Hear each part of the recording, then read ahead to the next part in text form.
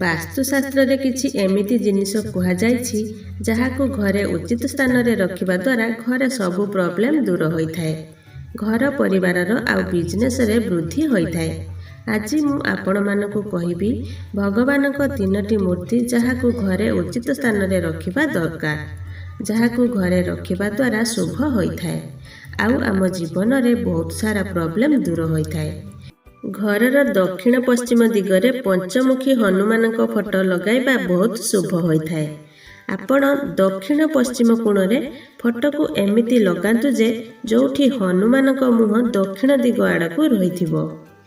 ଏମିତି କରିବା ଦ୍ୱାରା ଘରକୁ କୌଣସି ବି ଅଶୁଭ ଶକ୍ତି ପ୍ରବେଶ କରିପାରିବ ନାହିଁ ଆଉ ପରିବାରରେ ସୁଖ ସମୃଦ୍ଧି ଭଲ ରହିବ। ସେକେଣ୍ଡ ଫଟୋ ହେଲା ଭଗବାନ ଗଣେଶ। ଭଗବାନ ଗଣେଶ ସବୁ ରୂପରେ ଓ ମଙ୍ଗଳକାରୀ ଅଟନ୍ତି, କିନ୍ତୁ ଧନ ଆଉ ସୁଖର ବାଧାକୁ ଦୂର କରିବା ପାଇଁ ଗଣେଶଙ୍କ ଫଟୋ ବା ମୂର୍ତ୍ତି ରଖିବା ଶୁଭ ମନାଯାଏ। ଭଗବାନ ଗଣେଶଙ୍କ ଏହି ପ୍ରତିମାକୁ ଏହି ପ୍ରକାରର ରଖନ୍ତୁ କି ଗଣେଶଙ୍କ ମୁହଁ ମୁଖ୍ୟ ଦ୍ୱାର ଆଡ଼େ ରହିଥିବ।